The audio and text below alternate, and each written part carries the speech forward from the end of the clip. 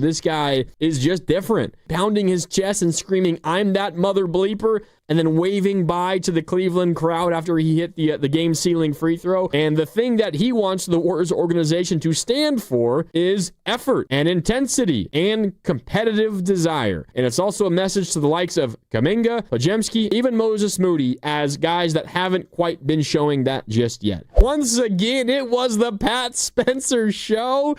He does something new every single game. It's 3 straight games with 15 or more points for Pat Spencer. He set a new career high with 19 points in his first career start. He had 7 assists. He had 4 boards. He turned the ball over just once. He led the Warriors to a win. He had the biggest, 3 buckets in this basketball game in the fourth quarter when Cleveland got as close as they had really all game long.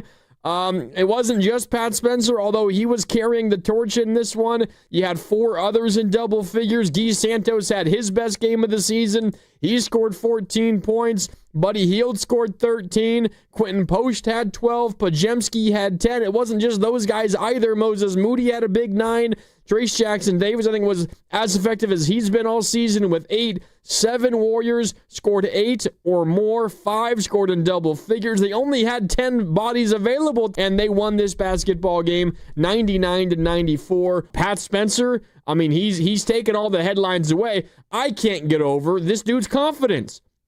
And to be an NBA player, you got to have a certain level of confidence. But Pat Spencer, with the game on the line, Warriors up 3 in the final, handful of seconds of this basketball game, he's at the free throw line. All he has to do is make 1 free throw to make it a 2-possession game, and the game is effectively over. He does that, and this guy on a 2-way contract turns, looks to the whole arena, and waves bye-bye to Cavalier fans. Pat Spencer. This guy is just different. He's different. He's on a 2-way contract. He's now played. He's been active in 24 games. As a 2-way guy, you can only do that for 50 games over the course of a regular season. So the Warriors at some point are going to have to get creative to find a way to turn Pat Spencer from a 2-way contract to a full-time contract. Their roster is full. Again, let me list the Warriors injury report. All right? No Steph Curry, no Jimmy Butler, no Draymond Green, no Al Horford, no D'Anthony Melton, and no Seth Curry. All right? That's 6 players that if they were available, they would have logged minutes tonight, I would imagine. 5 of them, you could probably put a starting 5 together with that group. You absolutely could. Steph Curry at the 1, D'Anthony Melton at the 2, Jimmy Butler at the 3, Draymond Green at the 4, and Al Horford at the 5. In fact, I think when the Warriors roster fully came together late this offseason, before the season began, I guess technically it was like the very beginning of training camp when the roster came together with the Kuminga drama of the offseason. They got that done, which allowed them to then sign Melton and Seth Curry and Horford as well. Once the Warriors roster came together, I threw out what I think was probably going to be a Warriors go-to 5 at points this season, specifically when they're fully healthy, and that 5 was the 5 I just listed, all 5 of which did not play, were out with some kind of injury for the Warriors today. Steph Curry, D'Anthony Melton, Jimmy Butler, Draymond Green, Al Horford. That's a pretty decent 5. That might be the Warriors' best 5 at times this season. They all did not play, and it's not like Cleveland is some kind of slouch. They're not off to nearly as good of a start as they were last year. They were 20-0 last year. They were on pace for quite a while to win 70 games, which is unheard of in the NBA. They were clearly the best team in the East all regular season. They lost in the second round to Indiana with that magical run by Tyrese Halliburton and the Pacers. They're not off to as good of a start this year. They have had some injury problems. Jarrett Allen's been out for a while. Darius Garland played tonight, but he's been out for a while with a toe issue.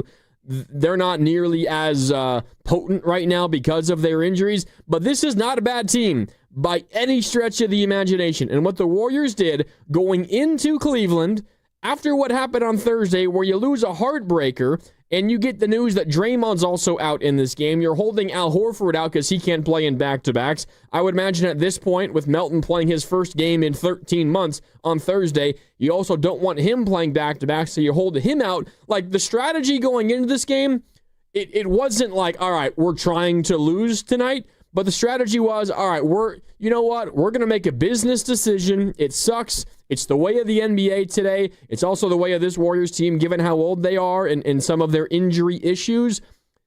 We're going to hold just all of our guys out in one of these games, and we're going to push hard for the other one. The Warriors, I would imagine, are going to get Jimmy Butler, probably Draymond Green, Melton, Seth Curry. We will see. I don't know that for sure. I think Melton and Seth Curry for sure.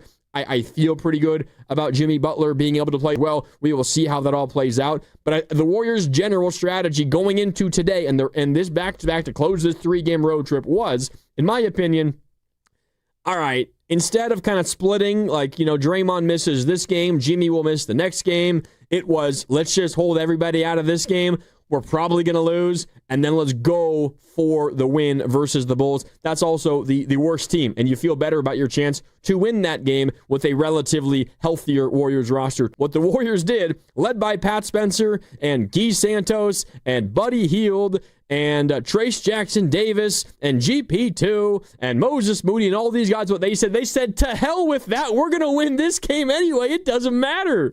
And they did that. The Warriors have had a handful of really awesome wins this season. The overtime win in the home opener versus Denver stands out to me. That was where Steph scored 42, and if memory serves, 35 were after halftime. They had the consecutive wins in San Antonio where Steph goes for 46 and then goes for 49. Those three kind of stand out, I think, among all of the other wins for the Warriors in terms of wins of the year. This one, though, it's up there for an entirely different reason because you did it without heroics from Steph. Not just without heroics from Steph, but without Steph at all. Without Steph at all. Without Jimmy Butler at all. Without Draymond Green at all. Without Al Horford at all. Without D'Anthony Melton at all, although he's only played in one game. You've been without him basically for the whole season. What the Warriors did was really, really impressive. And this is also a really important win. Like, the Warriors right now they kind of been teetering a little bit. The Warriors had been teetering. They were 9-6. Since then, before tonight, they had gone 2-6 in their last 8 games. The Warriors were 2-6 in their last 8. They were staring at maybe 2-7 with the loss, then a back-to-back in Chicago. As I just laid out, that's probably the game the Warriors circled as the one that they were going for and felt like they could win. But a back-to-back on the road, that's never a given. This is a huge win. You're back to 500 at 12-12. A couple of the more recent losses, the one in Philadelphia, of course, Thursday, where you lose by just 1 point. You had the lead, you couldn't inbound the ball. You turned the ball over, and then the VJ Edgecombe put back at the buzzer, and the Maxey block, and you lose that game. That one, of course, stands out. It was a really rough beginning. It kind of was a very similar beginning to Thursday in Philadelphia. The Warriors scored just 12 points in the first quarter of this game. That means their last two first quarters, 10 points and 12 points. Yet what happened on the other end? The Warriors' defense was there all game long. Cleveland ends up scoring 94 points. They shoot 34.6% from the field. They shoot 24% from deep. Some of this was Cleveland missing shots they normally make. I think if you go and ask their roster and you get an honest answer from those guys, they will probably tell you there are shots that they should have made that they missed. But the Warriors put pressure on them all game long. All game long in this one. Now, it wasn't like a crazy high turnover day for either team. Warriors, 14 turnovers. Cleveland, 12. You will take that number if you're the Warriors. 14 turnovers, I think, is kind of like at the very high end of what's acceptable for the Warriors. They probably ideally want to be somewhere between, realistically, 11 and 14 turnovers. If they're in that range, I think Steve Kerr's normally going to be pretty happy. They turned the ball over a decent amount in the fourth quarter. I think they only had 9 turnovers through 3. They turned it over 5 times in the fourth. No surprise, that was a quarter where the Cavs outscored the Warriors by 5 points when they turned the ball over 5 times. Largely, though, this was just a game where you force tough shots, you get misses, and you grab some defensive rebounds. The Warriors rebounding in this game, they were out-rebounded by quite a bit. It was specifically because of the Cavs' offensive rebound edge. But when they shoot such a poor percentage, you don't want to have to live that way, but you can live that way. Cleveland got off 21 more shot attempts than the Warriors. How crazy is that? Yet they only made 4 more. Yet the Warriors won this game because they outshot Cleveland from the three-point line. They got to the free throw line early and often. They made 20 of their 23 free throws. They were plus 13 at the free throw line in this game. They were plus 9 from deep in this game. Warriors won a lot of those hustle stats as well. And this was the kind of game that Steve Kerr was waiting to see from the Warriors. Think back to what Steve Kerr said post-game. Have you ever felt something like this Pat Spencer experience right now? What he is doing his last 3 games is nothing short of extraordinary. The confidence that this guy has in Philly, pounding his chest and screaming, "I'm that mother bleeper," and then waving bye to the Cleveland crowd after he hit the game-sealing free throw. This dude is different, and it's been a lot of fun to watch. Relating to Pat Spencer, and I think relating to the effort tonight for the Warriors, this is what Steve Kerr said after the 1-point loss in Philly about why he kept rolling with Pat Spencer in that game. Here's Coach Kerr, again, post-game in Philadelphia. Tonight was a no-brainer. You know, the other night was a tricky decision, but tonight was obvious. Pat was just incredible out there and controlled the game, and he's just about the right stuff. You know, it's organizationally, you know, you just want to stand for something. You know, you want to have an identity, and it's got to be about, you know, competitive spirit and just playing together and competing, and that's what was so beautiful about what that group did down the stretch. I brought that up because that's what he said was the reason why he played Pat Spencer to close the games and why Pat Spencer played every second of that fourth quarter. And that, to me, took on an answer that was so much more than just complimentary to Pat Spencer. It also was, I'm playing this guy because he's this. I'm also not playing these other guys because they're not that. And what they are not, or at least what they hadn't been, was, competitive. Having a competitive spirit. That's the phrase that Steve Kerr used. He said at one point, first he said that Pat's about the right stuff, and the right stuff that he's talking about is that competitive fire and that desire. And then he also said, organizationally, you want to stand for something. And the thing that he wants the Warriors organization to stand for is effort and intensity and competitive desire.